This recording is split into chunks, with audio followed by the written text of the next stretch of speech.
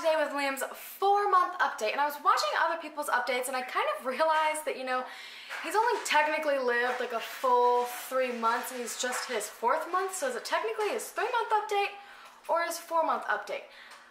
I'm not really sure, so I'm just gonna go with a 4-month update. So I once again have a list of things to keep me on track. It helped a lot last video, and I really like the very specific, I guess, groups of the things that I talk about, and I don't know. If you want me to add anything, please let me know. These are just the biggest things that I could think of off the top of my head. So, milestones. Last time I remember it was like giggling, head control, grabbing things like that. So milestone-wise, not much has really changed. He's gotten a lot better at grabbing things. Head control is great. He can push his chest up really high when he does tummy time. So basically a lot of, I guess, muscle strength is happening in this past month. I've noticed the whole time.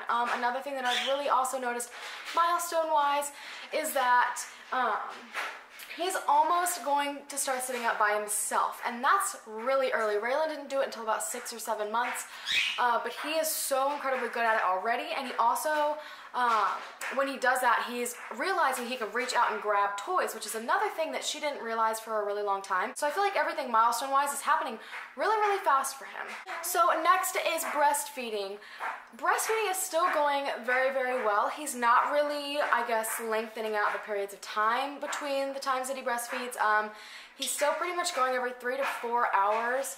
And he's staying pretty strict on that. I do have some sleeping habit things to talk about when it comes to nursing, and I guess that rolls us right into the next topic of sleep habits.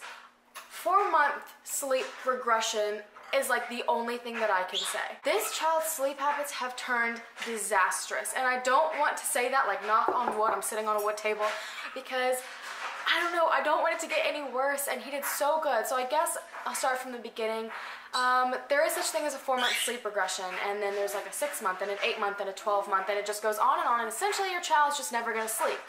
At least that is how it's been so far for Raylan, and he's kind of turning into the same pattern. So sorry if you can hear the dryer in the background. I really need the clothes out of there for the gym later, so it has to be going. So when it comes to him, we had a really good routine. I got him sleeping at 12 o'clock for his first nap. He would wake up around 7 in the morning, sleep till I got back home at around, I want to say like around 8:30ish. So he would basically sleep essentially until 8:30, and then he would be awake for most of the morning, go down for a nap at 12, wake up 1 to 2 hours later, and then he would go down for a second nap at 3 o'clock, and then he goes to bed strictly at 9. He would sleep through the night.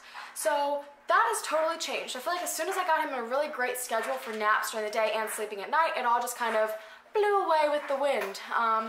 So he will not go down for naps regularly. It's been about a week of this where he's just not going down for consistent naps. He is fighting sleep until that 3 o'clock nap, and I'm sure, as most of you know, babies need that sleep, and he's only 4 months old, and she had 2 naps until she was a little over a year. Trying to fight it down to only 1 nap as a 4-month-old is not okay, and I don't know what to do anymore. I'm struggling so hard. I know he will kind of start to get back in a routine, but it's been difficult because on top of that he's been teething, so when he does sleep, he doesn't sleep well. I feel like that's a big part of the reason why he doesn't want to go to sleep is because he's just hurting and struggling.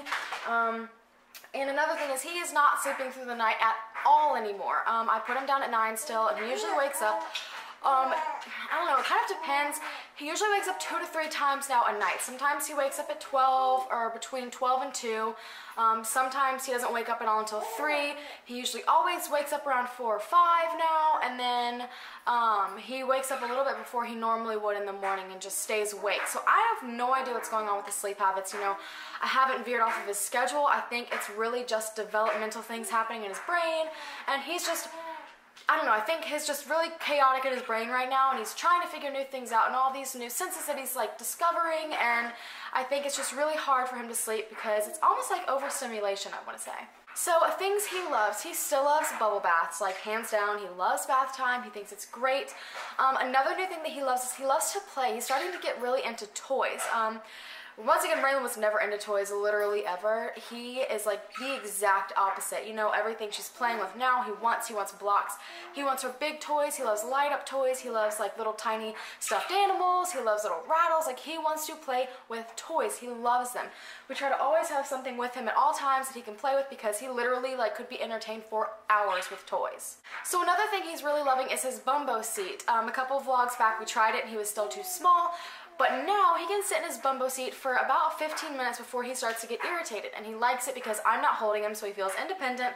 And he can sit in it and he can look around and he feels like he's up and playing with Raylan, which to him is really, really important.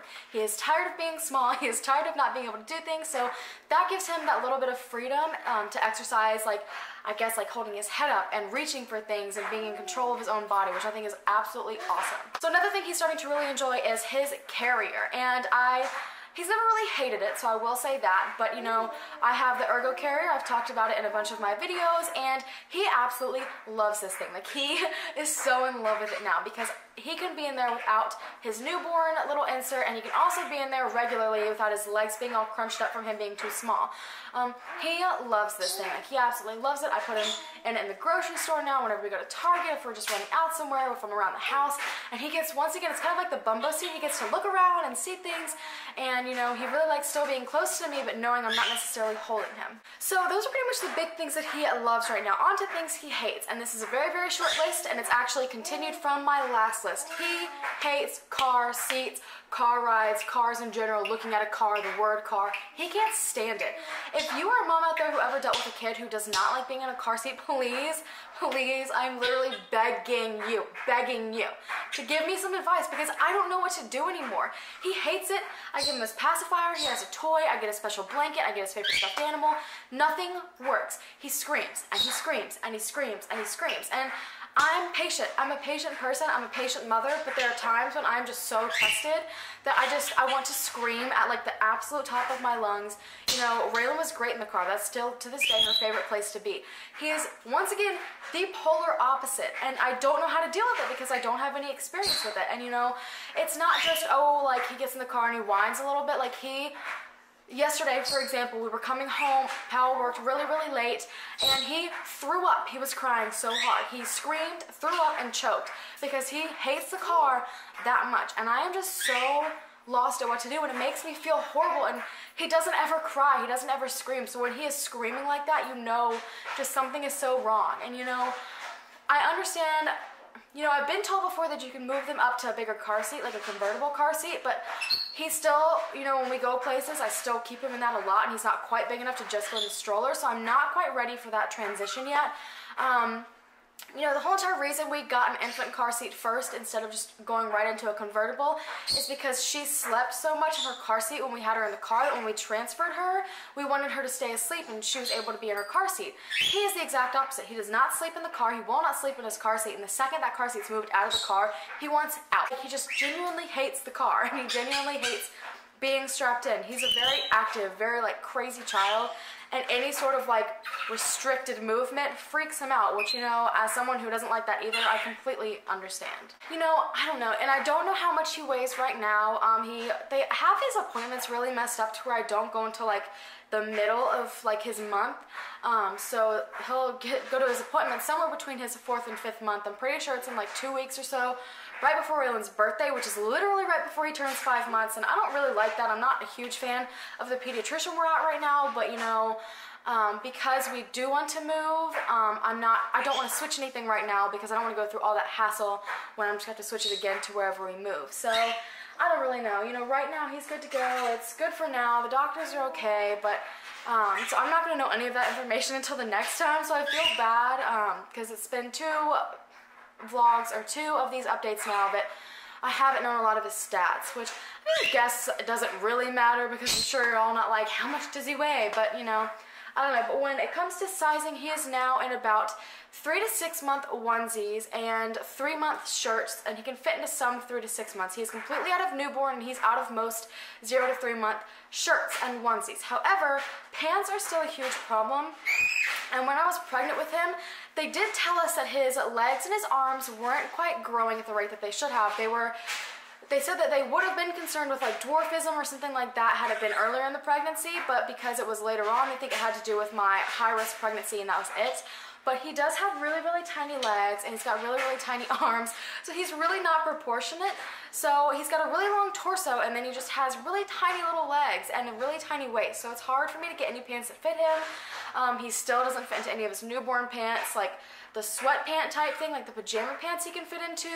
But right now he honestly, I think only has like 2 or 3 pairs of pants that fit him, and it just sucks because they're all shorts. I got him a bunch of newborn and 0 to 3 month shorts because he was being born in the summer and now he's not going to be able to wear them, which really, really sucks. But you know, as long as he's growing okay, that is currently what he's in. So once again, 3 to 6 month onesies and then whatever pants I can get on him and they will stay. So he wants to say hi real quick. He says, this is about me and I'm never in these videos. He's too squiggly. He's too squirmy to be in any of these videos, so he just hangs out beside me and gets to play.